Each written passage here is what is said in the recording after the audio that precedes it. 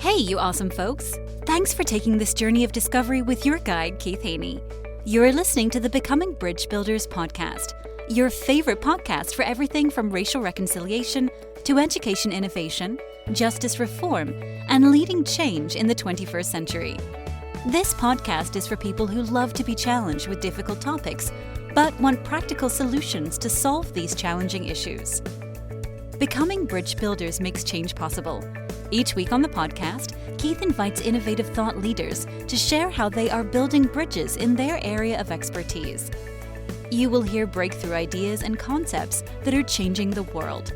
He's featuring guests who are best-selling authors, leaders at Microsoft, entrepreneurs, leading educators, professors, lawyers, and so many more. Listen in to learn how you can be the bridge to the change you are seeking. Welcome to Becoming Bridge Builders, the podcast where we explore the stories, ideas, and leaders who work to bring people together in meaningful and transformative ways.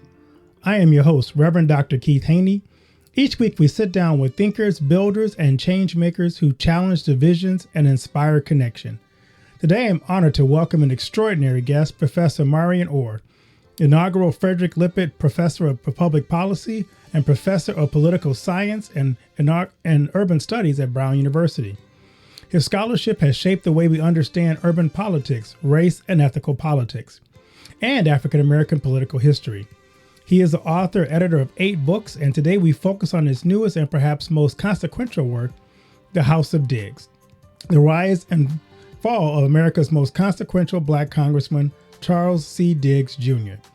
This groundbreaking biography chronicles the life of Michigan's first Black member of the U.S. House of Representatives, a man whose influence helped shape civil rights legislation, U.S.-African relations, and the trajectory of Black political power in the 20th century. Professor Orr, welcome to the podcast. Okay, well, thank you for inviting me. I'm really excited about talking to you about my new book. Thank you. I'm so glad to have you on. This should be a fun conversation. I love history and especially stuff like that I didn't know about. So I'm really looking forward to digging into Charles Diggs' life and kind of highlighting that for all of us to really kind of dig into and learn more about. But I'm going to ask you my favorite question. What's the best piece of advice you've ever received? Well, that's an interesting question. And off the top of my head, and given limited time, I would say, likely my mom and dad, especially my mom, emphasizing get your education, go to school. That's something I heard growing up in a household where my mom and dad did not go to college, did not, my dad did not graduate from high school, and so that's what I would say. The encouragement for me to continue my education. I love that. That's great. So let's get into the story behind your work. You devoted your life to, and your first inspired you, passion of political science. What got you into the love of Black political leadership? Well, it really goes back to my undergrad days, Reverend Haney. I did my undergraduate work in political science at Savannah State College.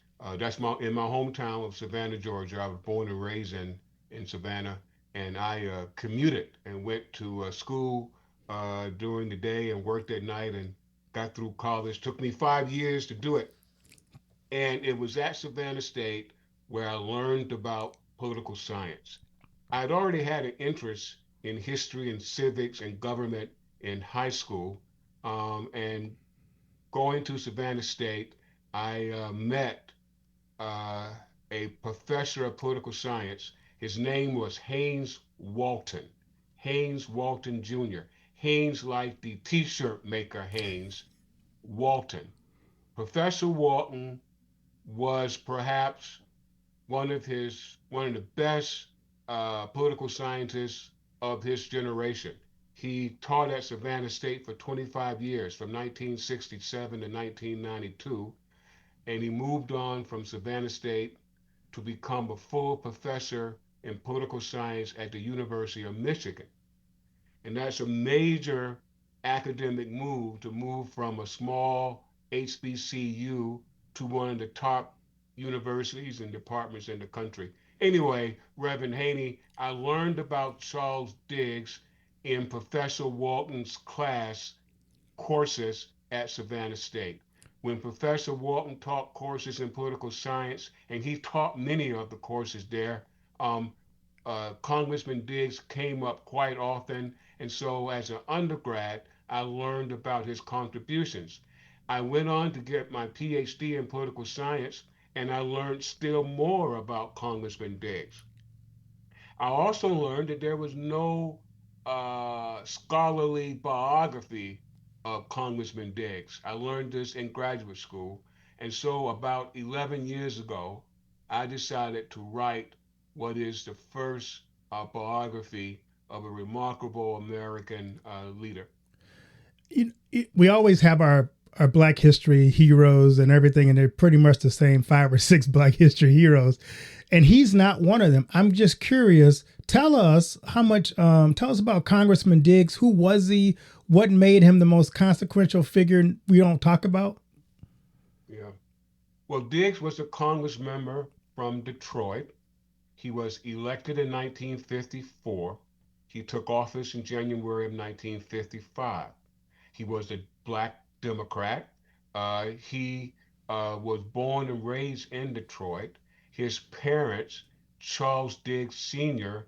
and his mother, Mamie Diggs, had migrated from the South to Detroit in like around 1913. Charles Diggs was their only child. The parents built a very prosperous funeral home. The funeral home was called the House of Diggs Funeral Home, hence the title of my book. It was a very prosperous funeral home in Detroit. In fact, it dominated the black funeral market there for about 30, 40 years. If you were black and you died in Detroit, you were likely to be buried by the House of Diggs. Congressman Diggs and his parents would be the person who buried you. His father, Charles Diggs Sr., would parlay the success of the funeral home into electoral politics and win office in the state Senate. And his son would soon follow him. And so Diggs, the son, gets elected to Congress in 1954. He's only one of three Congress members, black Congress members at the time. And so he's consequential because he goes there and he works very hard in trying to address civil rights and issues related to Africa. He was a phenomenal leader. And what I learned in my research is all of these wonderful things that he accomplished that many people don't attribute to him because they don't know about this guy. So I looked him up and I ran across the fact that he was. They say he was one of the founders of the Black Caucus, but I think you argue that he probably was not one of the founders, but he was the founder. You want to tell us more Yeah. about that? Yeah, I'm really glad you asked that question, Reverend Haney, because oftentimes when you read our history books or read in political science and people write about the Congressional Black Caucus, they make reference to 13 founding members. And that's often how it's left. And Diggs is included in that 13. However, my research made clear that you have to distinguish Diggs from the other 12 members. It was Congressman Diggs' idea in the late 1960s to form what became the Congressional Black Caucus. Diggs had the sense that it was important for black members of Congress. And let me just add, when he arrived, there were only there were three with Diggs. By the mid to late 1960s, that number began to move from 9 and then to 13 members. And so Diggs always believed that the black members of Congress should work together in solidarity. And so in 1968, he brought them together. At the time, I believe there were 7 black members in a group. that Diggs called the Democratic Select Committee, the DSL, and they would meet informally and talk about issues that confronted the black community. And then in 1971, as the number of black members rose to 13, they changed the name from the Democratic Select Committee to the Congressional Black Caucus, and they selected Diggs to be the first chairman of the Congressional Black Caucus. Today, Reverend Haney, the Congressional Black Caucus is perhaps the most powerful caucus in Congress, representing some 62 black members in the House and Senate. No, I'm glad you pull that out, because I think we sometimes history doesn't always give us the depth of what really happened. We kind of, like I say, we kind of gloss over some of the realities of history. He was also very consequential in the civil rights legislation back in the 50s and 60s. What role did he play in that monumental piece of legislation? Yeah. Well, when Diggs came to Congress in 1955, he had to decide what kind of Congress member he was going to be. And what I learned is that Diggs almost immediately decided that although elected from Detroit, representing the 13th District of Michigan, Diggs decided early on that he planned to also be a Congress member for all of Black America. So that's how he came into Congress, with this notion that he wanted to do all he could to represent Black Americans. And we see this, for example, when he goes down in the summer of 1955 to observe the trial of the two white men who murdered the young black boy from Chicago named Emmett Till. Diggs was the only federal official to attend the trial of those two white men who were acquitted, but who later admitted to having killed and lynched Emmett Till. And so Diggs going down to the trial of those two white men who had murdered Emmett Till. Emmett Till, by the way, was from Chicago. He wasn't from Detroit. Okay? Diggs was sending a signal rather, to America that he planned to represent all of Black America. And so early on in his career, Dr. Haney, he would Diggs would go to many of the hot spots, the civil rights hot spots of the time. He would go down to Mississippi for this trial I just mentioned. But soon afterwards, he would head down to a place called Montgomery, Alabama, where a young preacher was leading a bus boycott in that town in Alabama. And in 1956, Congressman Diggs would go down to Montgomery, Alabama, and he would take with him $10,000 that he raised on the House of Diggs Funeral Home radio program. See, Diggs was the host of this program every Sunday that was sponsored by the House of Diggs Funeral Home. And he would talk about Black history and talk about current affairs. And he used the radio program and he raised $10,000. And in 1956, April of 1956, he went down to Montgomery and met Dr. King, Dr. Martin Luther King, for the first time, and gave that young preacher $10,000 to support the bus boycott there. Diggs also, Diggs also was there at the trial of Dr. King and the nearly 100 other black people who were being charged for leading the boycott.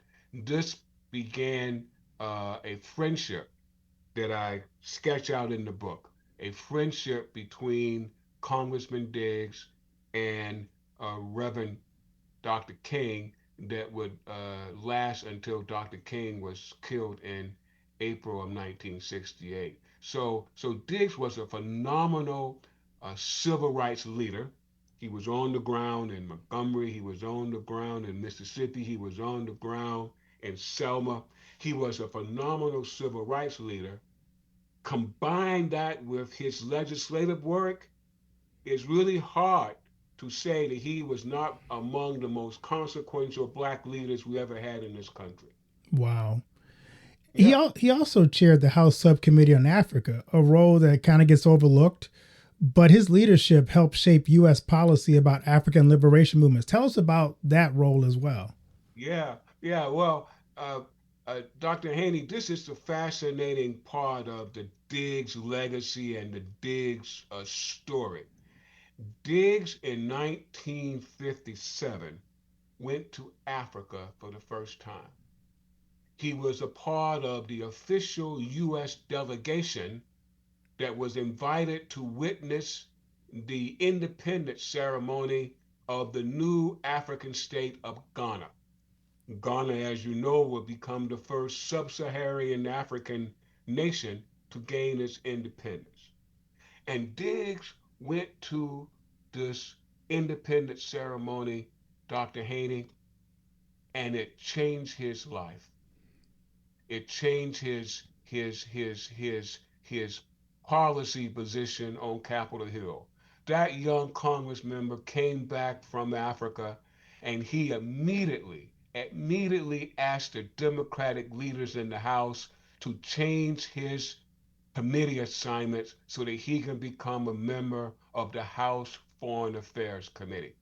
And so, Dr. Haney, in 1959, Congressman Diggs became the first black person to sit on the House Foreign Affairs Committee. Diggs, moreover, Dr. Haney, will become the first American legislator to take a real interest in Africa and U.S. Africa policy.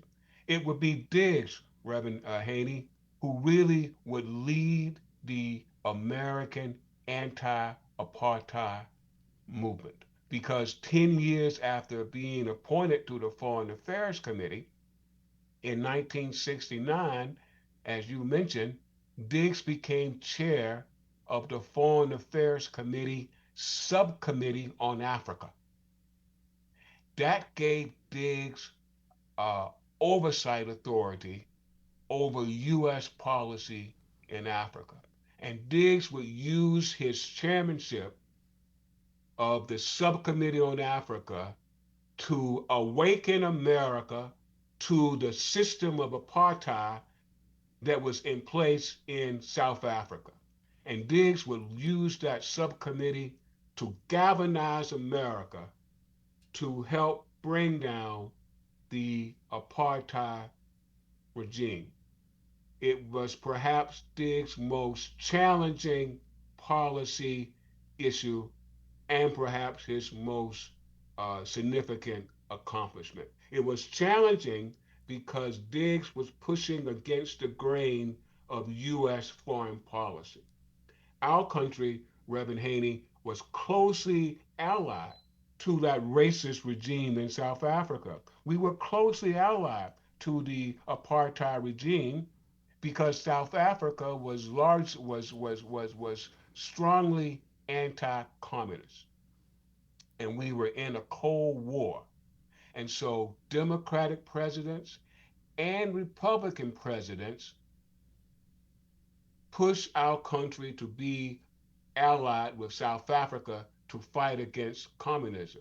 So Diggs was trying to break the bond between our country and South Africa while President Johnson, President Nixon, and others were trying to keep the bond together. He was known, Congressman Diggs became known as Mr. Africa because because of his policy interests, his knowledge. If you wanted to know anything about Africa in the 60s and 70s, you came to Congressman Diggs. Yes, he led listen, Reverend Haney, the the the American anti-apartheid movement literally started in Congressman Diggs' congressional office. Wow. Impressive. It is. So we got to get into the subtitle of your book as well, The Rise and Fall of Charles Diggs. His career ended in scandal. How should we understand that fall in the context of his larger legacy? Yeah. I think we have to look at it and take it in the context of the whole person. I spend a great deal of time outlining what happened to Congressman Diggs. And let me just tell you and your audience quickly what happened to him. Diggs would be Diggs was indicted and subsequently convicted on 29 counts of congressional payroll violations. And he would eventually be censured by the Congress and will spend 7 months in a federal prison. He was convicted, by the way, by a jury of 11 blacks and one white. It was a unanimous decision. The evidence was just so overwhelming that he violated congressional payroll rules. Let me just also say this. I learned from the FBI files on Congressman Diggs. I learned how the Justice Department discovered that Diggs had been involved in this payroll violation. What he did was Diggs was having financial problems. This is not an excuse. I'm just explaining what happened.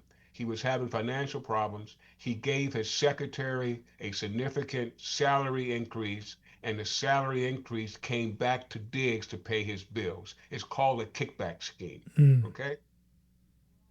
Diggs hired Randall Robinson to be his chief of staff. Randall Robinson would later become the leading anti-apartheid organizer in the country. Many of your listeners and viewers may know the name. Black lawyer, trained at Harvard, who Diggs hired, by the way, to form what became known as Trans-Africa. Trans-Africa, which became the leading anti-apartheid organization in the country, was Diggs' vision. I lay this out in the book. It was Congressman Diggs who, in the 1950s, began to talk about the fact that Black Americans should form a lobby organization to influence U.S. policy in Africa the same way Jews organized for our government to support Israel. And he had this vision of an organization, and that organization became Trans Africa. Diggs hired Randall Robinson to come into his office as chief of staff, but really he hired Robinson to build what would become Trans-Africa. Mm. Learned, Dr. Haney, in the FBI files that it was Randall Robinson, this anti-apartheid organizer, a Diggs protege, who was the person who called the FBI, or rather the Justice Department, and told them about Diggs' payroll violation. No one to this day uh, knew how Diggs' downfall, happened. And what we now know, and my book lays this out, is because Randall Robinson discovered the violation and he anonymously called the Justice Department and told what Diggs was doing. And as I said, Diggs would resign from, he would be censored from Congress by Congress. He would resign from Congress and he would spend 7 months in a federal prison in Montgomery, outside of Montgomery, Alabama. Wow, that's unfortunate. Um, your research reveals, I think, a lot about the pressures and expectations placed on Black political pioneers in Mitchell research. Tell us a little bit about what you discovered about kind of the cloud that they had to kind of operate under. Yeah. Well, these are pioneering, as you said, Black leaders. Diggs, as I said, is only he was only the fifth black Congress member since Reconstruction. And there was a lot of spotlight on him, if you will. And one of the things that Diggs was doing at the time, Dr. Haney, was really pushing largely around civil rights issue.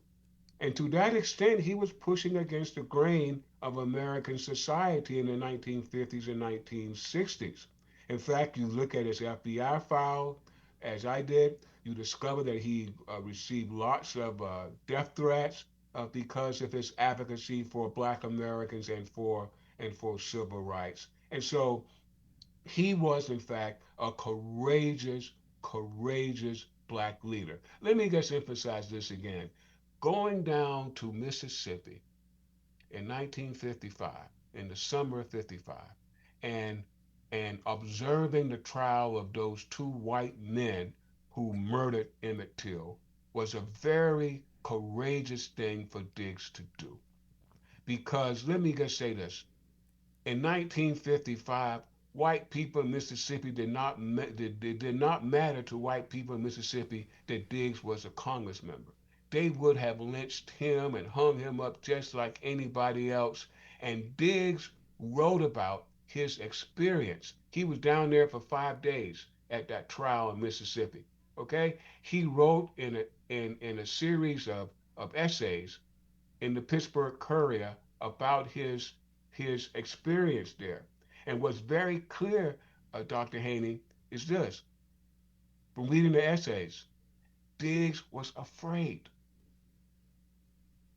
He described it as 5 harrowing, frightening days. But he went down there anyway, and he stayed down there. And he stood by Emmett Till's mother, and he stood by the Black witnesses who came forward. Many of the Black witnesses later on reported that they came forward and was able to uh, uh, uh, uh, testify because of the presence of the Black Congress member in the courtroom. What Diggs did in Mississippi was courageous because he knew that his life could be taken away. But he went anyway. And listen, he didn't have to do that. He was a Congress member from Detroit. Right. Literally, he didn't have to go down there, but he really wanted to support the Black men and women in Mississippi who were under siege by white terrorism and white supremacists. And he wanted to stand by the Black witnesses. It was a courageous thing to do.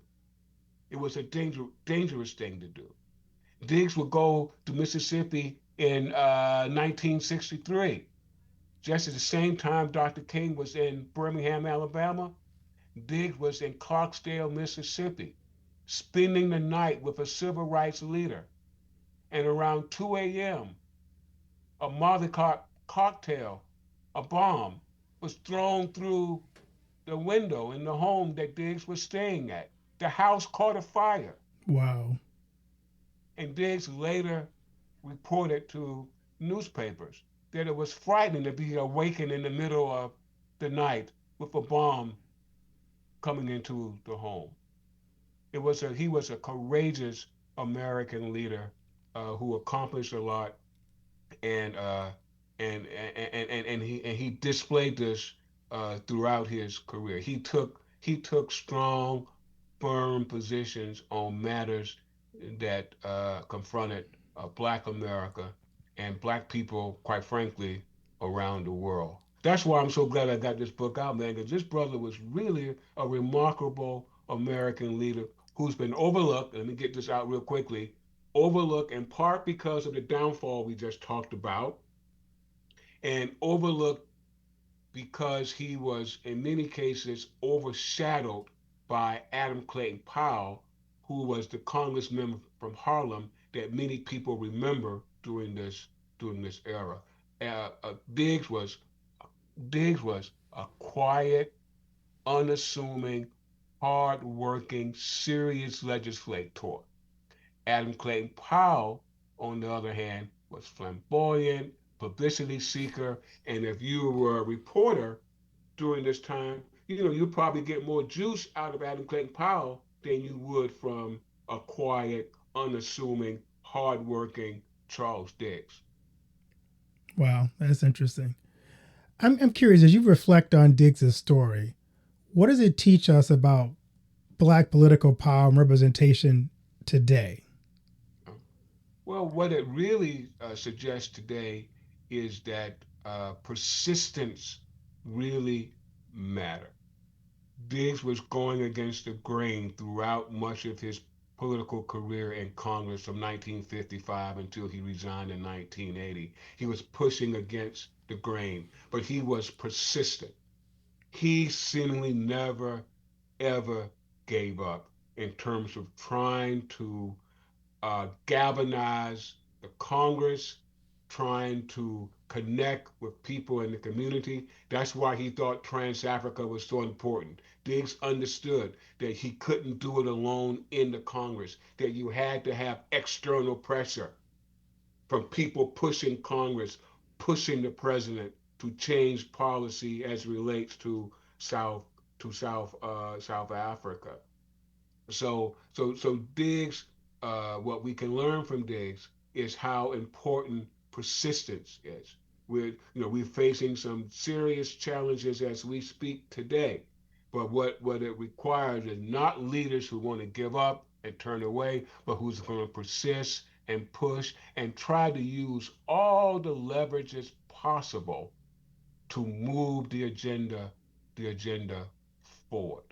So persistence really, really matter. And then let me get that. I have to say again, Diggs' life and leadership in Congress demonstrates what courage really is all about. We Awesome. need we need courageous leaders today who don't have any problem pushing against the grain of leadership, who's not concerned about whether or not they're going to get a PAC contribution if they stand up for the issue or not, who's not concerned about whether or not they're going to get a primary election if they stand up for what's right. We need courageous leaders who are willing to stand up. And Diggs' life as a political leader demonstrate what persistence and what courage is all about. So I'm going to ask you a couple of lightning round questions, kind of Mm-hmm. as we wrap things up. What is one figure that you think is also underrated, kind of like Diggs, that you'd like to write about next? Well, I I happen to think that someone like Marion Barry, the mayor of Washington D.C., deserves a very serious biography. There's not one out on him yet. There are some interesting early black leaders that have been overlooked. For example, in the Reconstruction era, there's a wonderful man named John Roy Lynch. John Roy Lynch was a congressman from Mississippi, a black Reconstruction Congress member. And at the time, he was doing Reconstruction during the era that he was there. He was a very prominent, very important black American leader, and very few people know about John Roy Lynch. He was from Mississippi. There's a children's book out on him, which is a good signal that somebody recognized him as being important. Listen, Reverend Haney, there are so many, I kid you not. This is what I learned from Dr. Walton when I was at Savannah State. There's so much in our political and historical life of Black America that's understudied. There's just so much out there to be done. And so you're right. Early on, you mentioned that often we got 4 or 5 black leaders that people talk about, but Right, there's so right. many that have been overlooked whose contributions need to be lifted up. I just named just a few of them. Julian Bond, the black civil rights leader. I learned that there's no serious biography on Julian Bond, who played a big and important role not only in Georgia but indeed nationally. Let me just say, I love political biography, and I'll likely write another one. This is my first one.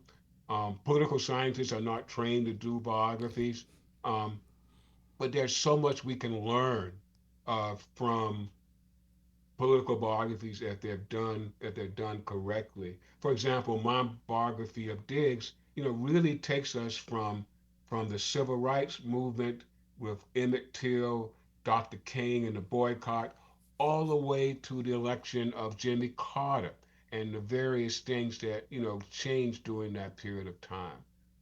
So, if done correctly, there's so much we can learn about our nation's history when we zero in on some of our major political figures. I love it. I'm going to ask you my other favorite question. What do you want your legacy to be?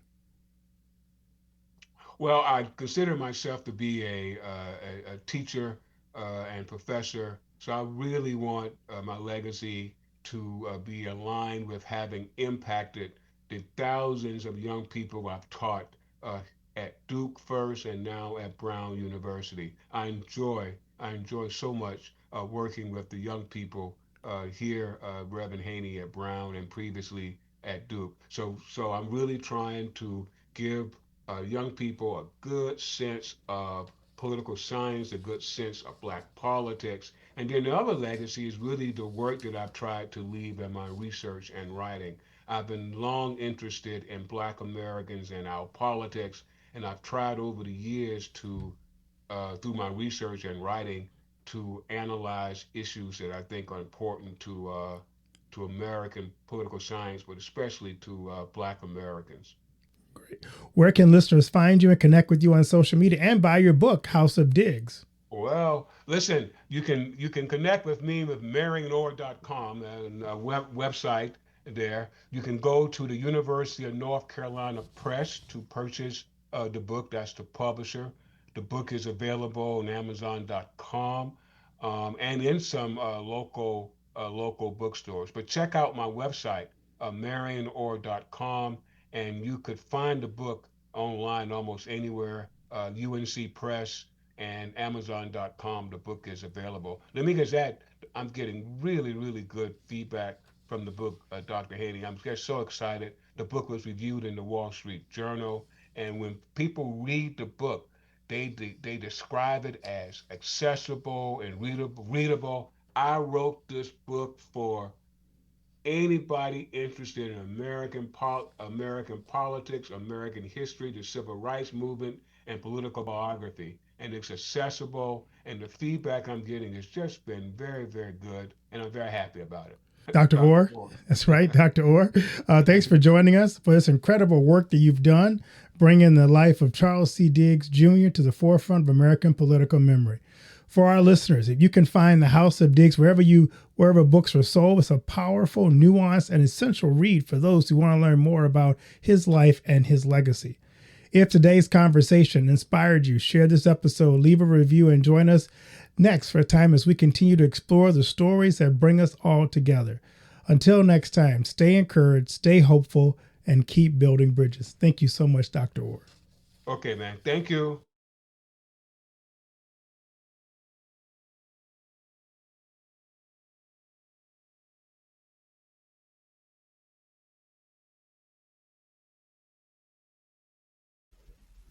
Do you know that most entrepreneurs hit a revenue ceiling and have no idea why?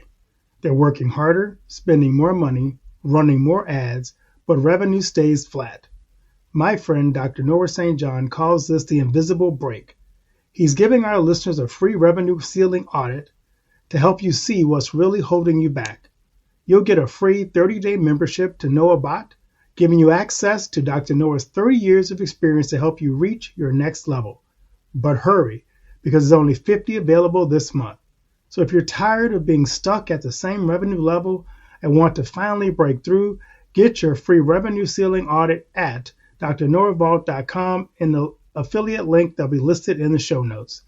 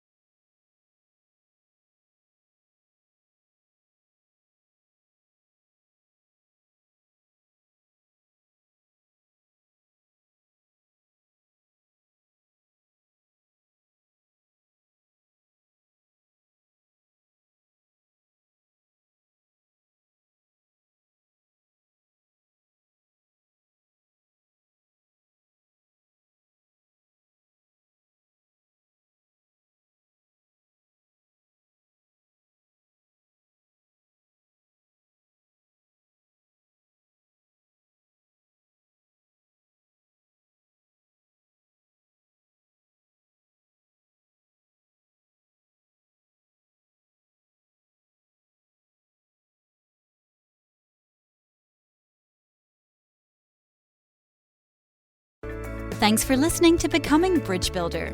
If you enjoyed this episode and want to help support the podcast, please subscribe and share it with others. Post about it on social media or leave a rating and review.